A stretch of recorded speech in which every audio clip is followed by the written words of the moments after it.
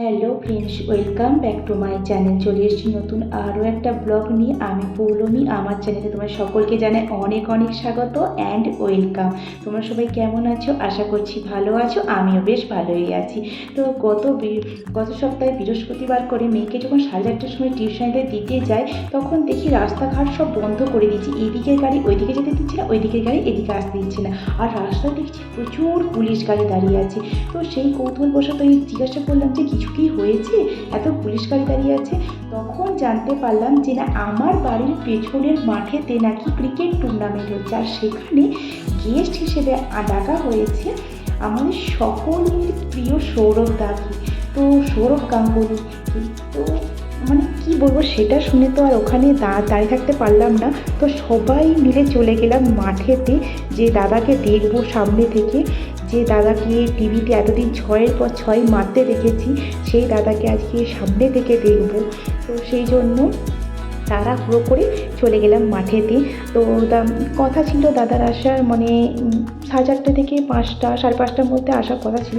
তো অনেকটাই লেট হয়ে গিয়েছিল আসতে। তার আগেও বৃষ্টি হয়েছিল, প্রচণ্ডই বৃষ্টি হয়েছিল। বৃষ্টির কারণে রাস্তাঘাটে জ্যাম ট্যাম ছিল, এইটুকু শুনলাম ওখানে দাঁড়িয়ে থেকে, যেটুকু শুনলাম। তো যাই হোক, এতটাই এক্সাইটমেন্ট হয়ে পড়েছিলাম যে কখন দাদা আসবে, কখন দাদা আসবে। তো দেখো, অনেকক্ষণ ধরে দাঁড়িয়ে থাকার পর ভাবলাম যে দূর আর দাঁড়িয়ে থাকবো না, চলে যাবো। দাদা হয়তো আসবে না, অনেক দেরি হবে আসতে। তো দেখো, সব যারা এখানে খেলবে বাচ্চারা, অনেক ক্লাব থেকে ডাকা হয়েছে, অনেক জায়গা থেকে এসছে বাচ্চারা। তো তাদেরকে চেন সিস্টেম করে দাঁড়িয়ে করে দেওয়া হয়েছে। এর মাঝখান দিয়ে দাদা যাবে। দাদা প্রায় চলেই এসছে। দাদার আসার ঠিক আগের মুহূর্তে এতটাই ভিড় হয়েছিল যে কী বলবো, কিছু বলার নেই। প্রচুর ভিড় হয়েছিল, মারাত্মক। নিজে দাঁড়িয়ে থাকতে পারছিলাম না, এতটাই ভিড় হয়ে গিয়েছিল। তো দেখো, তো একটা তো নিজের মধ্যে যে একটা কীরকম যে কাজ করছে বুঝতে পারছি না। এমন লাগছে যে দাদাকে টিভিতে দেখতাম, সেই দাদাকে আজকে সামনে থেকে দেখবো, কি একদম কাছ থেকে দেখবো। এটা একটা খুবই আনন্দ লাগছে, যে না জেনে জানতাম না যে দাদা আসছে বলে, হঠাৎ করে খবর পেলাম যে দাদা আসছে, একদম সামনে থেকে দাদা বেরিয়ে যাচ্ছে।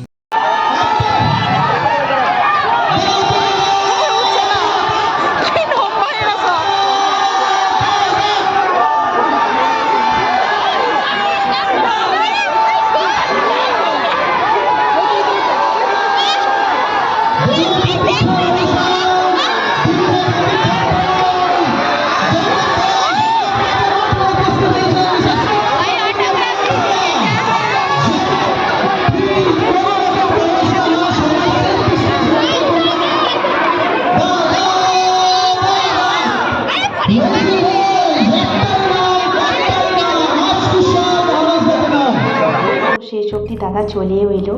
তো দেখো, দাদাকে খুব সুন্দরভাবে ওয়েলকাম করেছে এই ক্লাবের যে ছোটো ছোটো সদস্য, ছোটো ছোটো বাচ্চারা যারা ক্রিকেট খেলে, তারাই দাদাকে সুন্দরভাবে দু সাইডে দাঁড়িয়ে থেকে একদম ওয়েলকাম জানিয়েছে।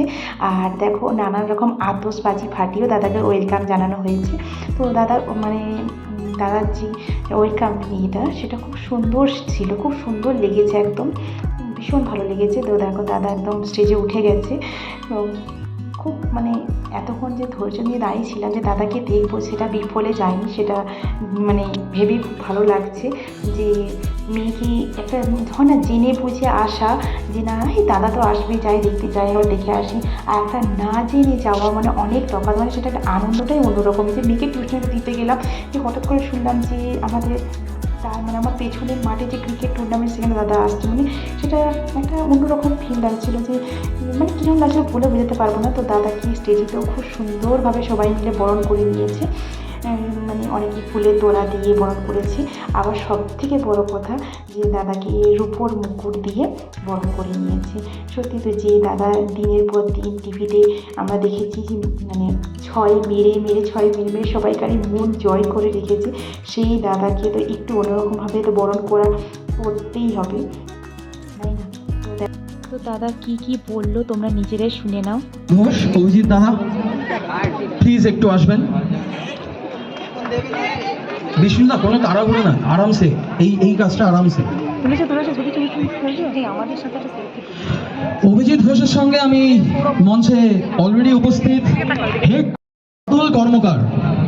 প্লিজ এই সময় একটু জোরে তালি, জোরে মানে জাস্ট জোরে, জিনিসটা চোখ ধাঁধানো, মন মাতানো। আপনারা দেখুন, দমদম ক্লাবের থেকে বরণ করে নেওয়া হচ্ছে রূপোর মুকুটে দাদাকে। দাদা দাদা দাদা, দারুণ, থ্যাংক ইউ। এবার একটা স্পেশাল মোমেন্ট, একটা স্পেশাল ফেস, দাদার একটা পোর্ট্রেট, যেটা প্রেজেন্ট করবে দাদাকে বিষ্ণুদা এবং উৎসব মল্লিক, যিনি শিল্পী। এসো ভাই।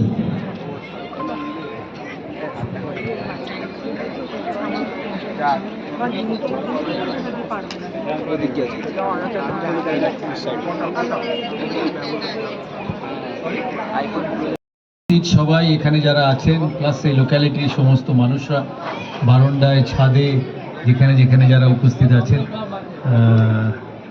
আমার আজকে এখানে আসা অম্বরীশের জন্য।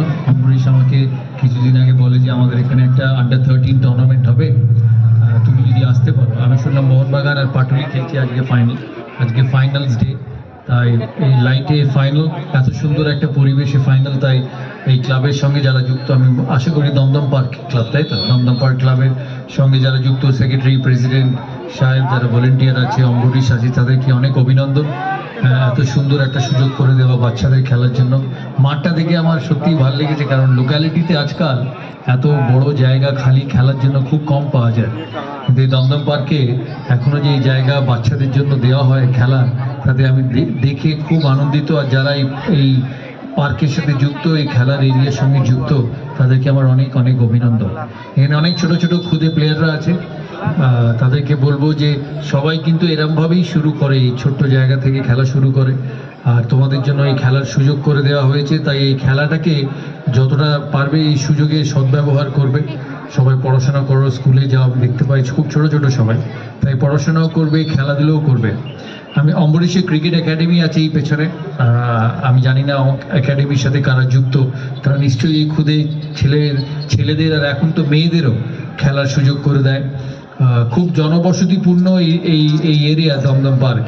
আমি দমদম পার্কে দুর্গাপুজোর ভিডিও দেখেছি। অনলি দমদম, ও আচ্ছা, দমদম ক্লাব, আচ্ছা, দুর্গাপুজোর অনেক এখানে ভিডিও দেখেছি। তাই এই সুন্দর লোক্যালিটি খুব ভালো লাগলো দেখি। আমি বেহালায় থাকি, এদিক দিয়ে প্রায় যাতায়াত করি, কিন্তু এয়ারপোর্ট যাই, এদিকে আর আসা হয় না। তাই লোক্যালিটির সমস্ত মানুষদের আমার অনেক ভালোবাসা। বাঙালির পয়লা বৈশাখ আর কয়েকদিন বাদে আমাদের নতুন বছর, তাই সবাইকে নতুন বছরের অনেক শুভেচ্ছা।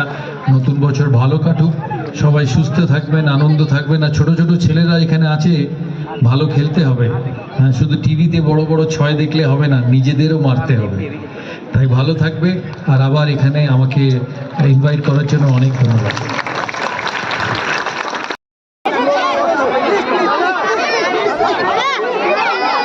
বেশিক্ষণ ছিল না দাদা 15 মিনিটের মতন থেকে চলে গেল, তাই আমরাও বাড়ি চলে গেলাম। আর ব্যাস, ভিডিওটা আমি এখানেই শেষ করলাম।